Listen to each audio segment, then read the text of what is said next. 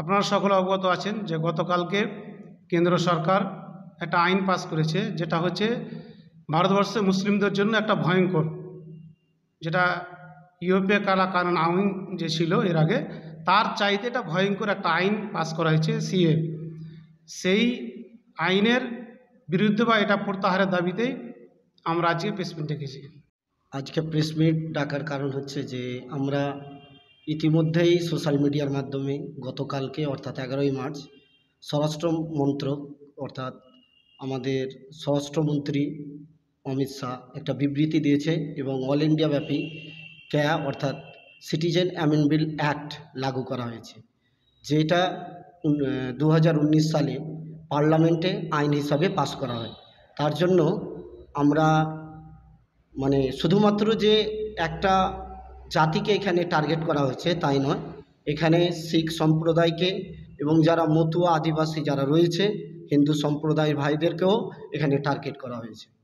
এই জন্যই আজকে এসডিপিআর পার্টির পক্ষ থেকে আমরা এই প্রেস মিট করছি। সিএতে মুসলিমদের কোনো সমস্যা নেই, কিন্তু এনআরসিতে আছে, কারণ এটা ওয়ান টাইপ অফ এক ধরনের এনআরসি বলা চলে। কারণ আমরা জানি যে India is a secular country, but এখানে 14 নম্বর আর্টিকেলে কে ওরা ভায়োলেট করছে, এটা হলো আনকনস্টিটিউশনালিভাবে বা অসাংবিধানিকভাবে এটা কিন্তু ওরা এই আইনটা পাস করা হয়েছে।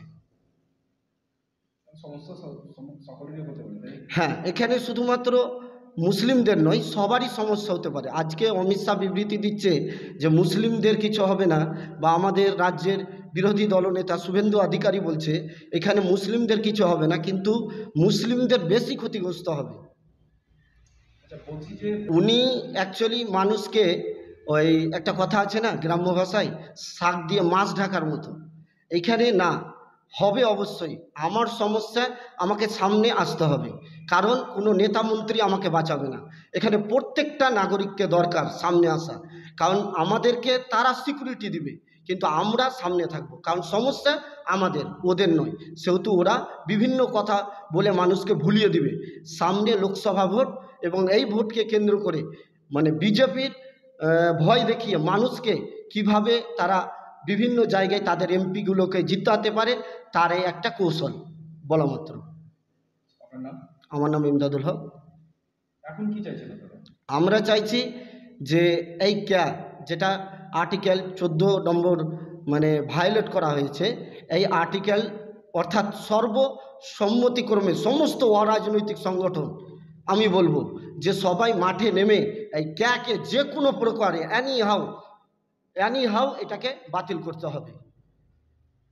আমরা ইতিমধ্যে দেখেছি যে গতকালকে যে কেন্দ্র সরকার যে আইনটি লাগু করে, তারপরে ভারতবর্ষে প্রায় কয়েকটি রাজ্যে রাত 10টার পর থেকে আমরা বিক্ষোভ বা পথে নেমে এর প্রতিবাদ করেছি। অতএব আগামী দিনে এসডিপিআই বিভিন্ন প্রোগ্রাম হাতে নেবে, অল ইন্ডিয়া ব্যাপী নেবে। তার মধ্যে আমাদের শামসারগঞ্জে আগামী দিনে পথসভা, প্রতিবাদ র্যালি যেভাবে করা প্রয়োজন, আমরা পথে নেমে জনসাধারণকে সাথে নিয়ে আমরা এর প্রতিবাদ করব। কারণ যে পথে নামা ছাড়া বিকল্প কোনো আমাদের রাস্তা নেই। আজকে মোদি এবং অমিত শাহ মনে করেছে যে এই ইন্ডিয়াটাকে আমরা দখল করেছি, আমরা যা ইচ্ছা তাই করব।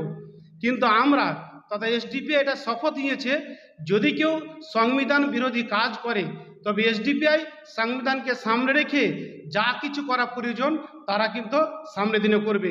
প্রয়োজন পড়লে পারে যেভাবে আমরা ইংরেজদেরকে ভারত থেকে আমরা বিতাড়িত করেছিলাম, ঠিক সেইভাবেই ভারতবর্ষের আপামর জনতা, হিন্দু মুসলিম জৈন খ্রিস্টান সকলকে সাথে নিয়েই আমরা ইংরেজদেরকে যেভাবে তাড়িয়েছিলাম, আগামী দিনে এই আরএসএসের গোন্ডা বাহিনী এবং আরএসএস দ্বারা পরিচালিত বিজেপি সরকারকে এই ভারত থেকে আমরা উৎখাত করব।